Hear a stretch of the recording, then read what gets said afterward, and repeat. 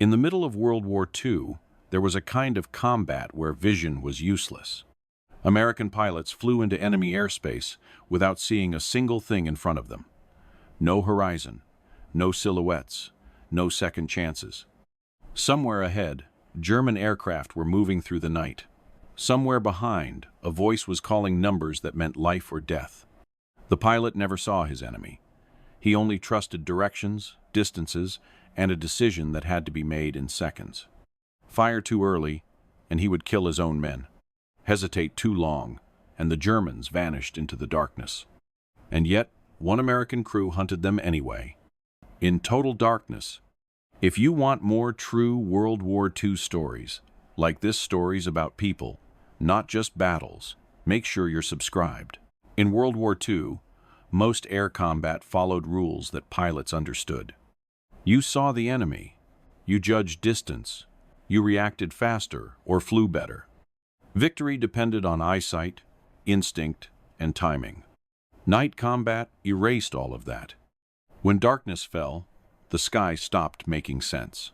There was no horizon to orient yourself, no silhouette to chase, no visual warning that another aircraft was closing in behind you.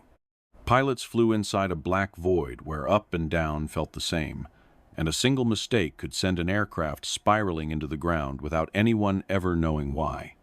Somewhere in that darkness, enemy aircraft were moving. German bombers crossed front lines at night, slipping past defenses, attacking supply columns, airfields, and troops who believed the worst danger was over once the sun went down. The night belonged to them. To stop this, the United States sent pilots into a kind of combat they had never trained for. They flew missions where their eyes were useless, where success depended not on what they could see, but on what they were willing to believe. Inside the cockpit, the world was reduced to instruments, engine noise, and a voice coming through an intercom.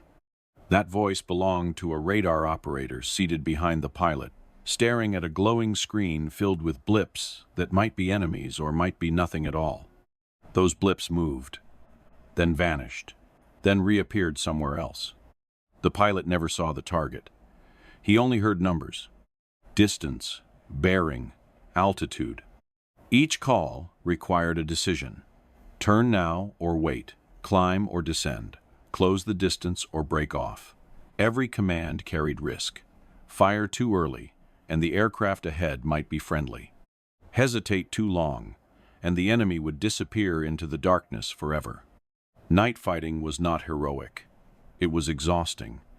Hours could pass without contact, followed by seconds of terror when something finally appeared. Most crews hated it.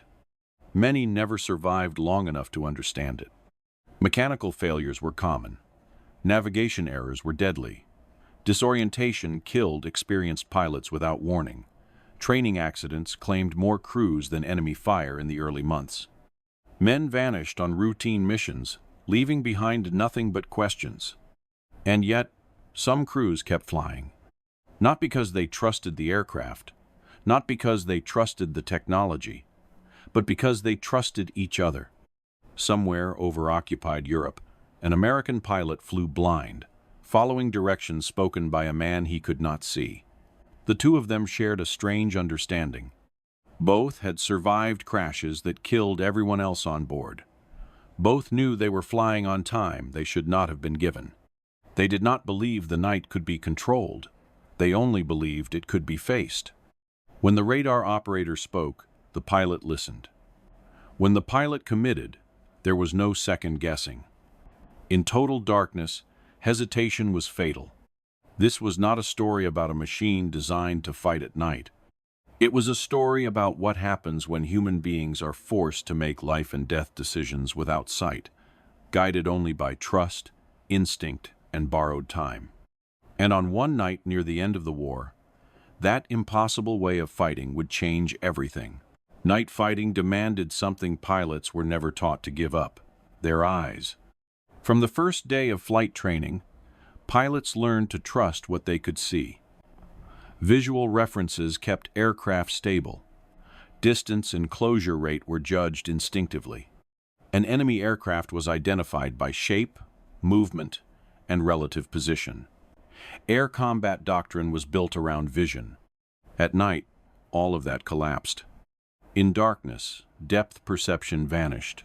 Clouds erased the horizon. A pilot could stare into empty space and feel certain the aircraft was climbing, only to discover seconds later that he was diving toward the ground. Instrument flying required constant concentration, and fatigue crept in faster when there was nothing to look at. Now add combat to that environment. Night fighters were asked to intercept aircraft they could not see, guided by information that was incomplete, delayed, and sometimes wrong. Radar contacts flickered. Weather created false returns. Friendly aircraft wandered into patrol zones without warning. Every contact was a question mark. The technology itself was still new.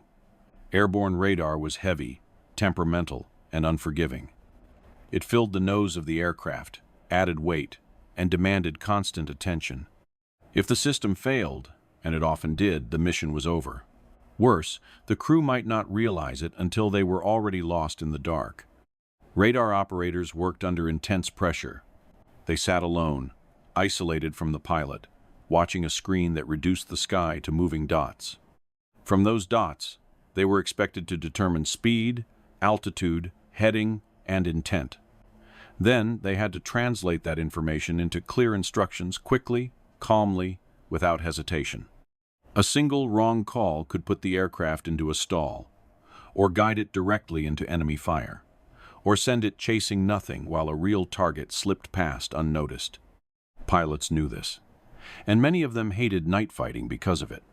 They trained for dogfights they would never have. They dreamed of outmaneuvering an opponent they could see, not firing cannons into empty darkness. At night, there was no visual confirmation, no dramatic turning battles. Just a slow, nerve-wracking approach toward a target that might vanish at any second. And then there was identification. Regulations required positive identification before firing.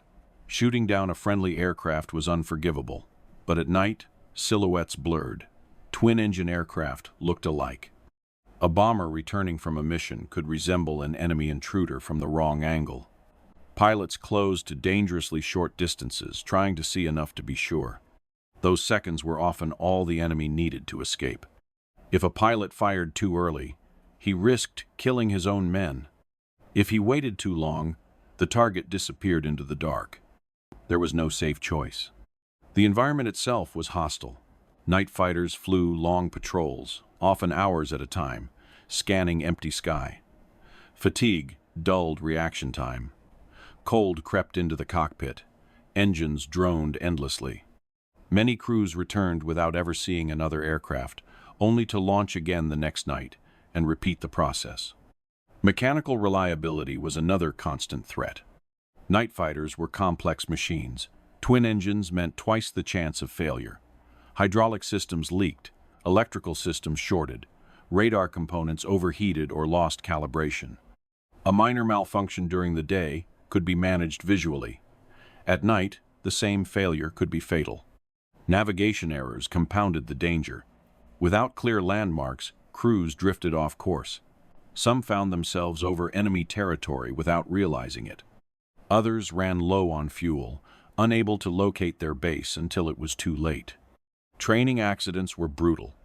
Aircraft crashed on takeoff in darkness. Crews misjudged altitude and flew into the ground. Others became spatially disoriented and entered unrecoverable dives. In the early months, night fighting claimed more lives through accidents than enemy action. The statistics were discouraging. Success rates were low. Confirmed kills were rare. Entire patrols could pass without a single interception.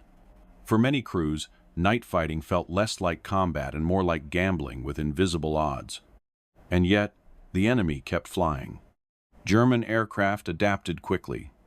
They learned patrol zones and avoided them. They flew lower, hugging terrain where radar struggled. They crossed lines briefly, struck targets, and vanished before defenders could respond. Darkness protected them. The night belonged to those who understood it. For most pilots, the solution was obvious.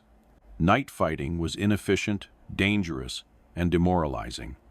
It asked too much from men and machines not designed for such conditions. It should not have worked. But a few crews began to realize something different. They stopped trying to fight at night the way they fought during the day. They stopped demanding visual certainty. They accepted that sight was unreliable and that something else had to replace it. That something was trust. Trust between pilot and radar operator. Trust in numbers spoken over an intercom. Trust that a blip on a screen represented a real enemy and not an illusion. Trust that when a voice said, "Turn now," it was worth risking everything to obey.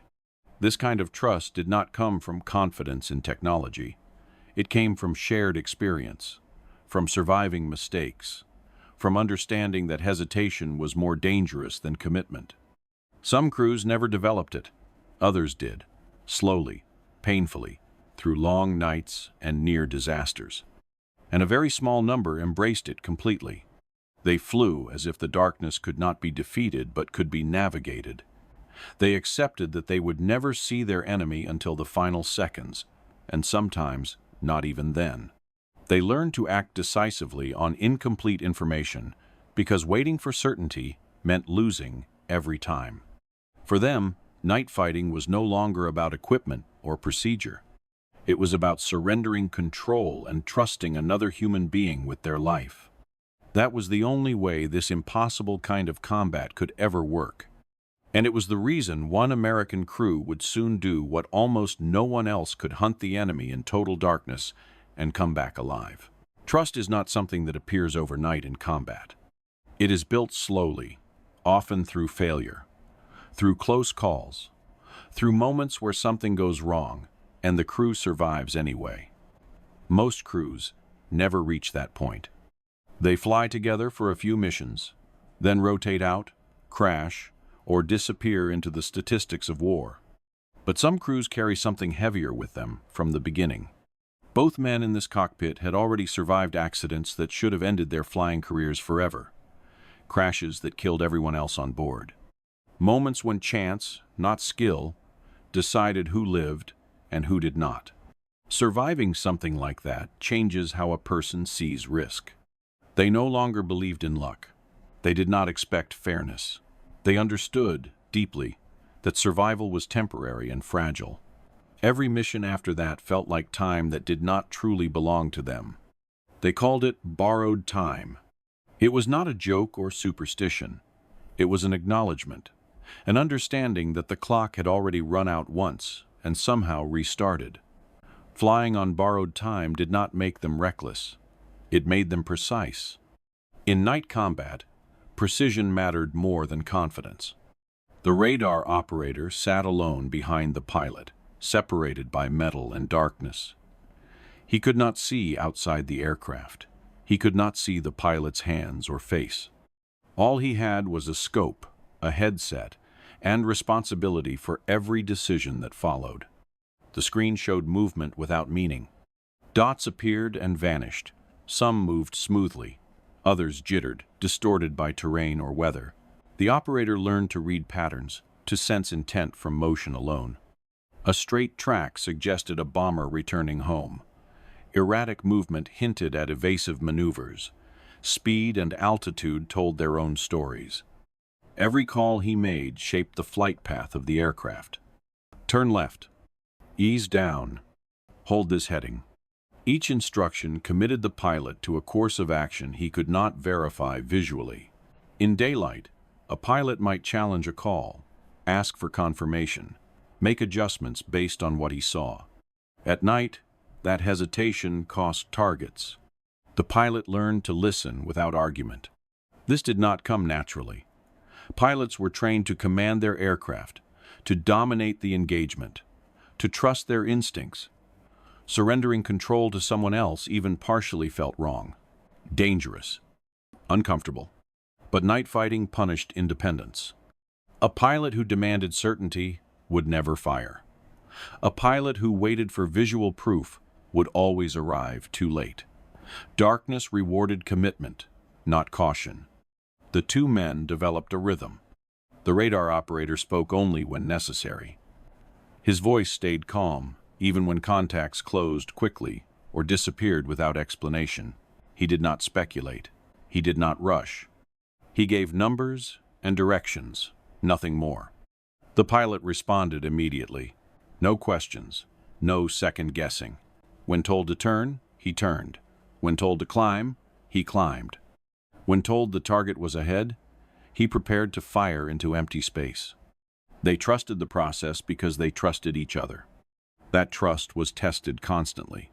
False contacts led them on long chases that ended in nothing. Equipment failures forced aborts deep over hostile territory. Weather closed in unexpectedly, erasing safe routes home. Friendly aircraft crossed their patrol zone without warning, forcing split-second decisions to break off an attack. Each night carried the possibility of disaster. Yet something strange happened over time. The fear did not disappear, but it became focused. Instead of fearing the darkness itself, they learned to fear hesitation. They accepted that the night could not be controlled, only navigated. They stopped fighting uncertainty and began operating inside it. This mindset separated them from most crews. Where others saw chaos, they saw patterns. Where others hesitated, they committed. They accepted that not every decision would be correct, but that indecision was always worse. Borrowed time demanded action. They did not believe technology alone would save them. Radar was a tool, not a guarantee. It could fail, it could mislead, but trust between two men could compensate for its flaws. In the darkness, the radar operator became the pilot's eyes. The pilot became the operator's hands. Neither could succeed alone. This kind of partnership was rare. Many radar operators never fully trusted their pilots to act on imperfect information. Many pilots never fully trusted a voice behind them more than their own instincts. When that trust broke down, night fighting collapsed into confusion and missed opportunities. But when it worked, it changed everything. They began to close distances faster. They committed to intercepts others abandoned. They accepted risks that cautious crews avoided, not because they were braver, but because they understood the cost of hesitation. Their aircraft was not invincible. Their weapons were not unique. Their advantage was human. Two men, flying in separate compartments, connected only by intercom, choosing to believe in each other without visual proof. They did not talk about it openly. Trust was not discussed.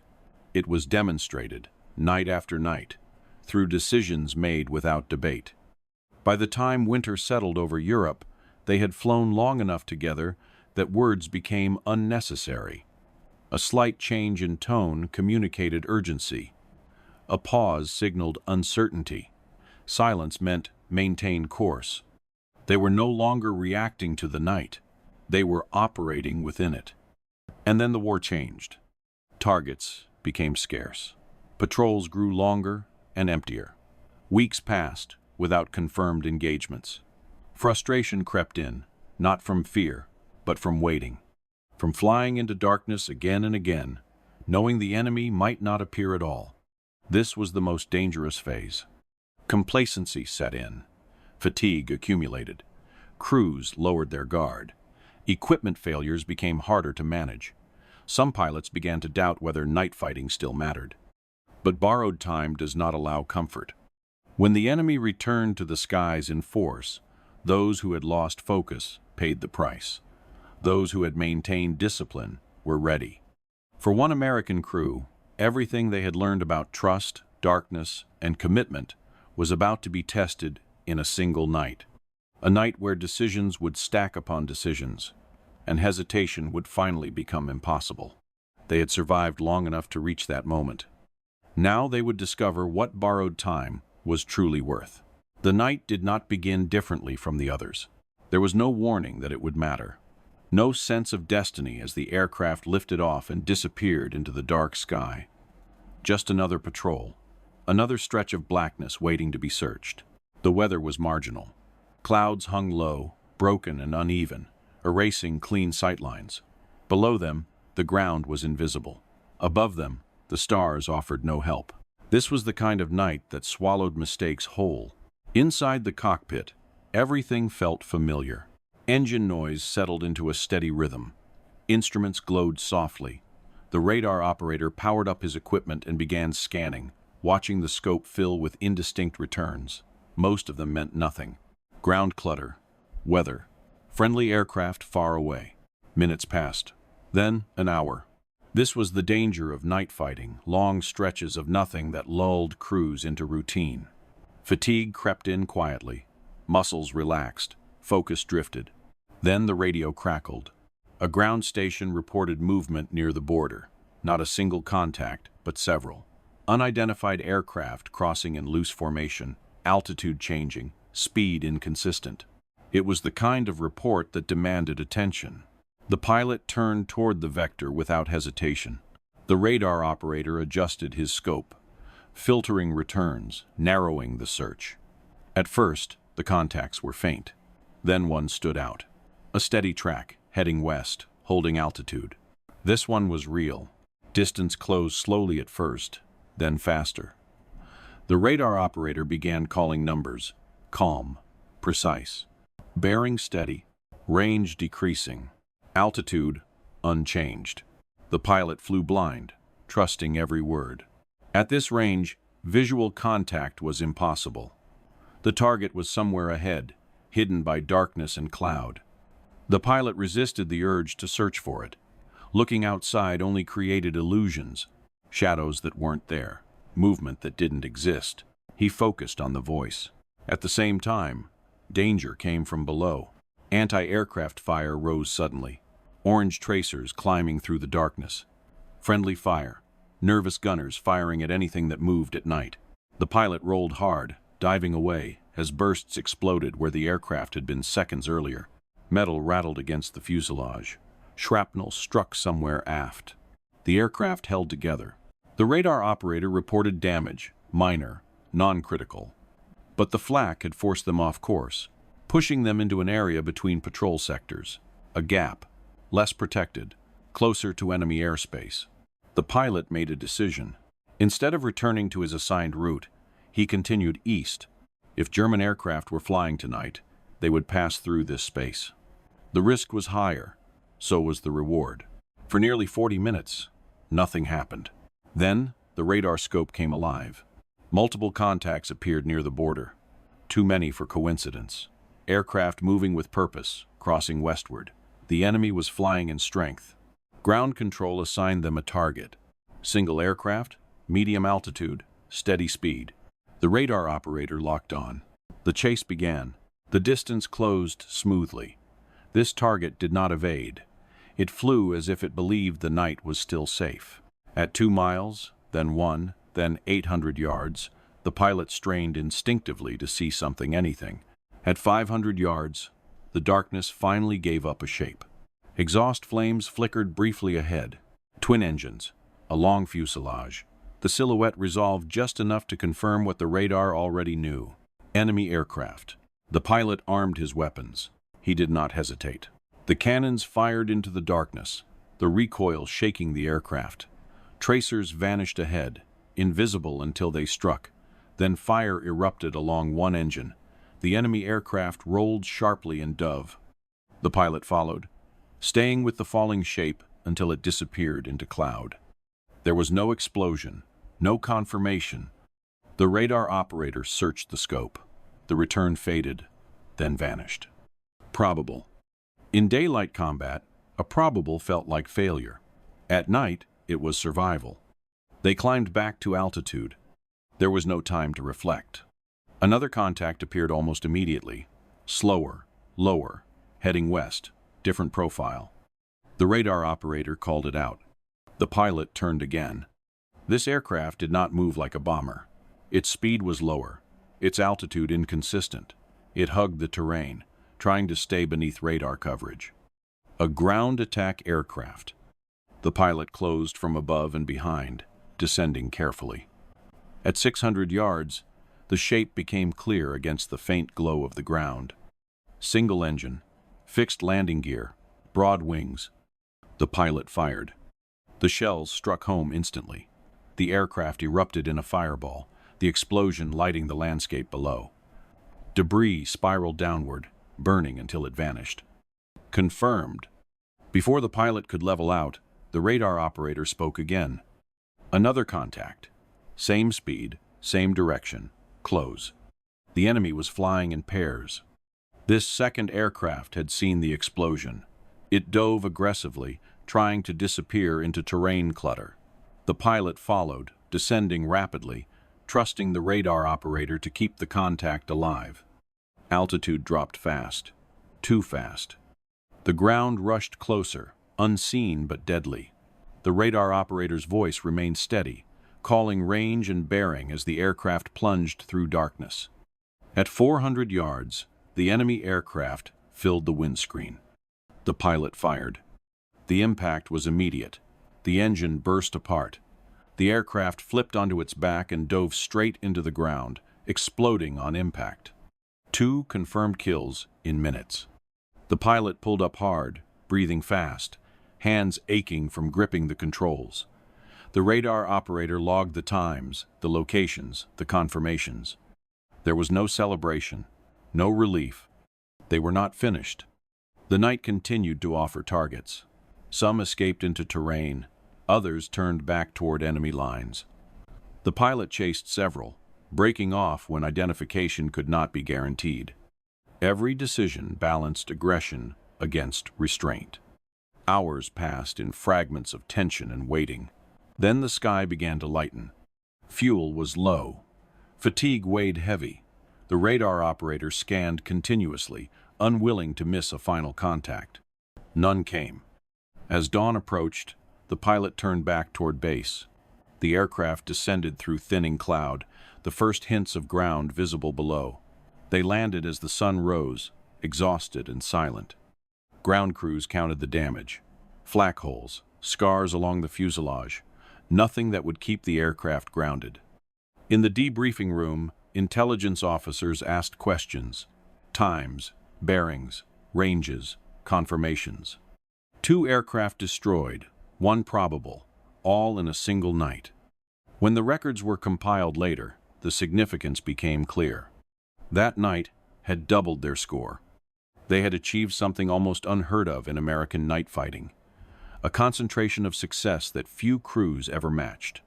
Not through superior machines, not through overwhelming force, but through decisions made blind, through trust that held under pressure, through action taken when hesitation would have meant losing everything. The night that should have consumed them instead defined them. They had hunted the enemy in total darkness and come back alive. By the time the sun rose over Europe, the war was already changing. The night skies that had once belonged to German aircraft were growing quieter. Fuel shortages, exhausted crews, and constant pressure from Allied forces were slowly strangling the Luftwaffe. Fewer planes flew. Fewer risks were taken. The darkness that once offered protection was losing its power. For night fighter crews, that meant long patrols with nothing to find. The intense nights faded into routine again. Hours of scanning empty sky, returning to base without contact, launching again the next evening to do it all over. The adrenaline of combat gave way to fatigue and waiting. For the crew who had hunted blind and survived, there were no more nights like the one that defined them. They never added to their record. Not because they lacked skill, not because they lost their edge, but because there was nothing left to hunt. The enemy they had learned to find in total darkness simply stopped coming. When the war in Europe ended, the airfields grew quiet. Night fighter squadrons were inactivated. Aircraft that had once carried the most advanced radar in the world were flown to depots, stripped of equipment, and scrapped. Aluminum turned into everyday objects. Engines dismantled. Names painted on noses, erased forever. The aircraft that carried them through the darkness did not survive. Very few of its kind did. Of the hundreds built, only a handful remain today, preserved in museums or restoration hangars. Silent reminders of a brief moment when technology and human trust intersected in ways that had never been attempted before. What endured was not the machine. What endured was the lesson. Night fighting was never about seeing better than the enemy. It was about operating when seeing was impossible. It demanded that human beings extend themselves beyond their natural limits, relying on instruments, voices, and judgment instead of instinct. It required a kind of teamwork unlike any other form of combat. Two men sealed in separate compartments, unable to see each other, connected only by sound. One watched a screen filled with abstract signals. The other guided a heavy aircraft through darkness at hundreds of miles per hour. Neither could succeed without absolute confidence in the other. This was not formation flying. It was not dogfighting. It was something more intimate and more fragile. Trust replaced vision. In the years after the war, records were written, statistics were compiled, victory credits assigned. The numbers told part of the story. Aircraft destroyed, nights flown, missions completed. But numbers could not explain how those victories were achieved.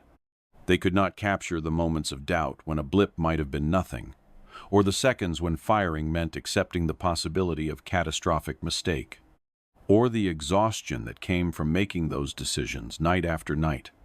They could not capture what it meant to fly on borrowed time. Survival after disaster does not make someone fearless. It makes them aware that life can end without warning, aware that control is often an illusion, aware that the only certainty is what you choose to do next. For one American crew, that awareness shaped everything. They did not conquer the night. They learned how to exist within it. They accepted uncertainty as a constant companion. They replaced visual proof with commitment. They trusted a voice in the darkness more than their own eyes. And for one defining night, that was enough. Today, the skies over Europe are quiet. The airfields that once launched night fighters serve different purposes. The urgency that drove men into total darkness has faded into history. But somewhere in archives and patrol reports, the record remains.